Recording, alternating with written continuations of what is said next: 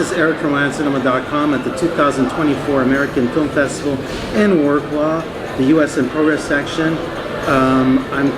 We're coming back from the awards ceremony where the film played like gangbusters.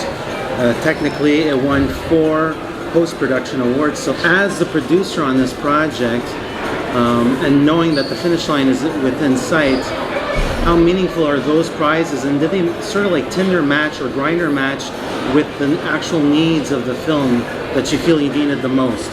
Yeah, I think, there's such few opportunities first of all, I should say thank you, and I think thank you to the whole festival. It's a really meaningful experience just to be here, but to then have this be the cherry on top with the awards has been really exciting and extremely meaningful in that our film really needed this finishing help, and we are so close to the finish line, and to come here and be granted these awards that are going to help us get the film finished. And also connected with industry professionals here that want to participate in art. And before going into the film, as I did my research a little bit beforehand, you, Tristan, are a multi-hyphenated artist.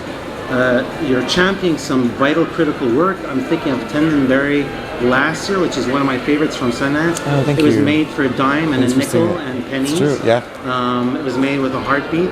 I get a sense that we have a little bit of the guerrilla style approach here. But you're an actor, you're a producer, you've done work as a filmmaker, so you really wear a lot of hats. But I get a sense that now producing is becoming more of a mainstay. If I'm just looking at your credits, I'm looking at your intention.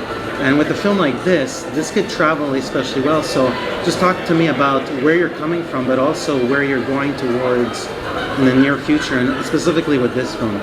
Yeah, well, speaking personally, I think that we all are wearing a lot of hats in the independent space. I don't know a lot of people who aren't multi-hyphenates at this point for various reasons. I had spent a lot of time working on my own projects and developing my own craft as a director and a writer, and that's something that I very much bring to the projects that I'm coming on to as a producer. The company that I work for, Neon Heart Productions, is founded by Rhiannon Jones to support and uplift early career female filmmakers, and I have known about her company for a long time. She's one of my best friends, and was excited to be able to join forces with her to bring some of my experience with my own work and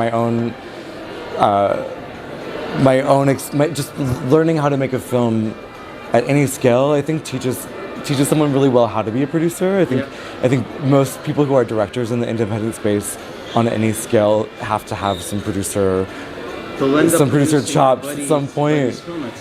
Yeah, and I think to be able to produce other people's films has been a real joy and a real gift, and it's been to be able to do that with Neon Heart, which is also where we did Tenderberry, as well as many other films. I think the mission being to give opportunities to people who don't necessarily have them automatically coming. We really get to be another ground level with these filmmakers who are starting their first or second projects and have great ideas, but maybe don't have the accessibility to always get resources from a greater studio system,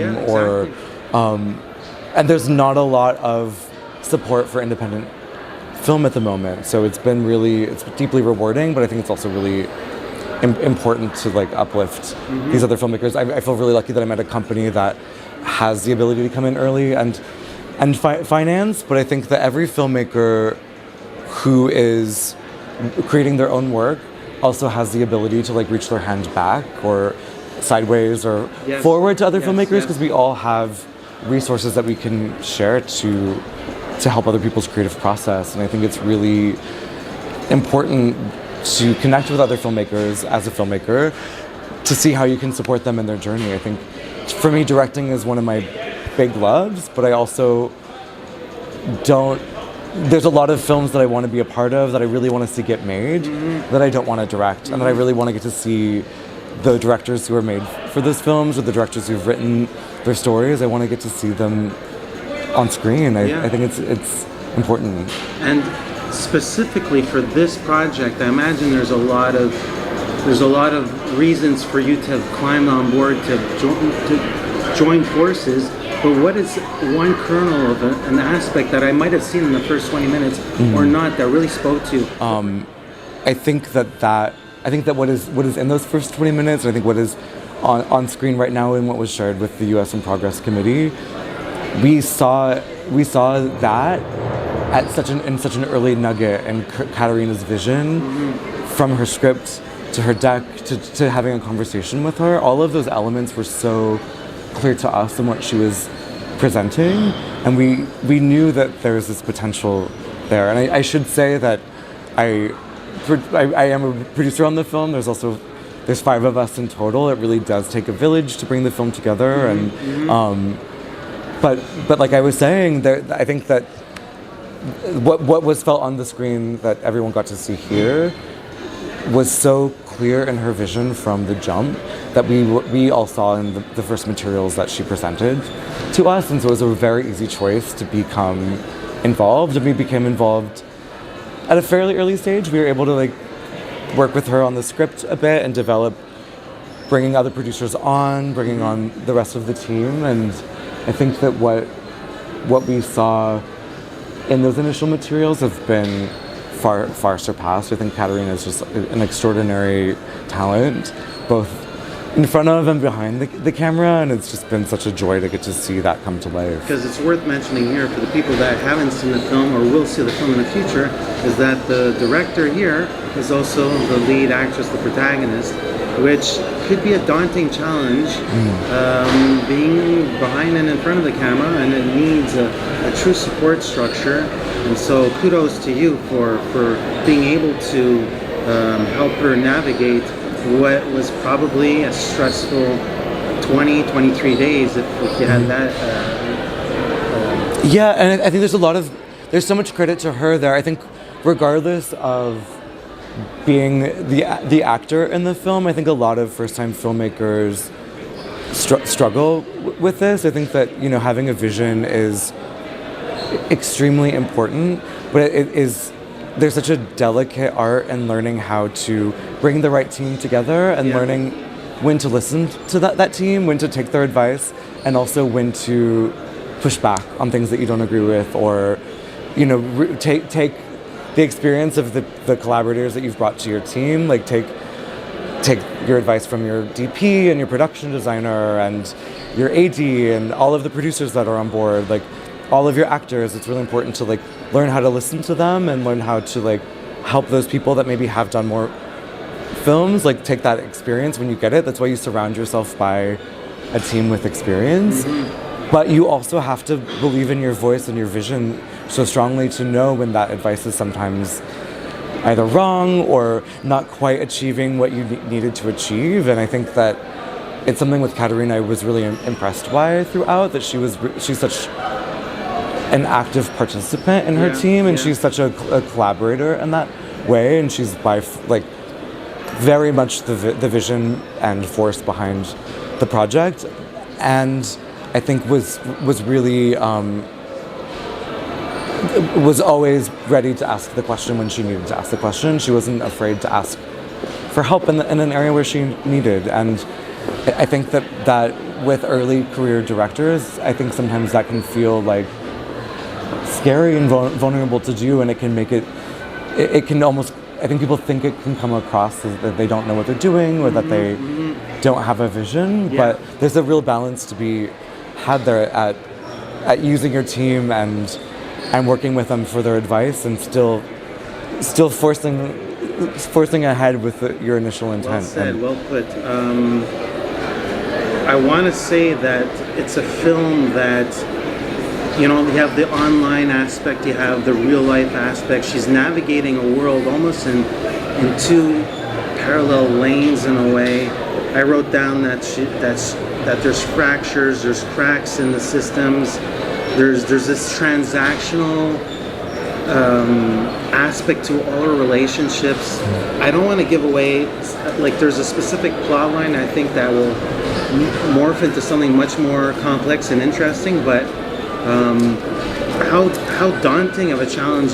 What did you feel it was, perhaps on the script side, to immerse yourself in different worlds, but somehow keep a pace that doesn't feel as if it's a tennis match? It felt very naturalistic. It felt like this is New York City. This is what the hustle looks like. This is what relationships look like. This is how survivalism exists with being okay and safe in your space. Like it's touching both sides of the extremes, if you will. I don't know if I'm making sense. No, it does, and I think when we first read the script, it was definitely a concern. Completely. I think having a film that does take place so much in the digital age can be such a challenge because it doesn't always come across visually, right? Yeah. And it's such a singular and lonely experience, the relationship that a lot of us have on our phones or online. I think it also is such a reality, and I think that especially for me, when I first read the material, something that I really related to was the way the digital component of our character's life is in harmony and sometimes in anti-harmony to the real life relationships that she has. I think so many of us have that now, whatever that looks like, whether it is just a online digital presence of being on Instagram and needing to connect that way and feeling a constant draw to your phone, or whether it is something that's economic. I think especially coming out of COVID, where we all had to interact with our social digital lives in a really complex way we never had before. I think it is just such a omnipresent thing that we all have to exist in, and I think that her ability to convey that cinematically was very smart, and that when we're on the computer with her, we're not really, we're still with her emotionally. What's happening on the screen is definitely important, but I think even if the screen was never seen, it's not about the digital aspect. It's not about the technology. It's about how she feels. Exactly. That isolation, it exists, but it's also a way for her to connect. So I like, it's so fascinating how that interplay, that intermix, it's consistent, but it's not spelled out. It's not manipulation. It's not telling you what to think. It's like finding. Well, I think it does make sense because it really is our real lives now, and for some of us in more ways than others. But with this character specifically, it's where she makes her money, and we have a lot of examples in cinema of seeing people at work or at their job. It's just that for now, a lot of us, our jobs are a little bit more isolated, whether we're independent film producers on Zoom calls all day trying to find ways of getting past the screen, or we're doing digital sex work. I think there's it's a universal shared thing now in a way that it has not been before. So it's very much of the times. I'll ask this as a final question. You managed to grab an ensemble here that there's a Kelmer family member here. What did you get a sense working with the actors, aside from them just doing their trade? What was your sense of how they not only approached their characters, but what they selfishly took out of a project like this? It's always a good thing to work for independent film, but I get a sense that there had to be something palpable that spoke to them. What was your sense of what it meant to the other cast members? Well, this is something that I always talk about with filmmakers when we first start working with them, and we all have resources within our own social networks or professional networks, and I think the most effective way to make an independent, low-budget film at the moment is to really look first there to see who you have in your court. And Rachel Sennett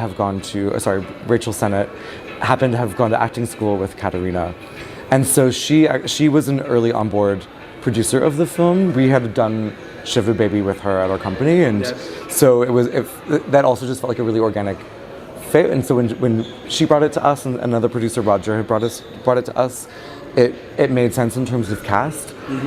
I don't think that every independent film needs to have recognizable talent in order to be successful.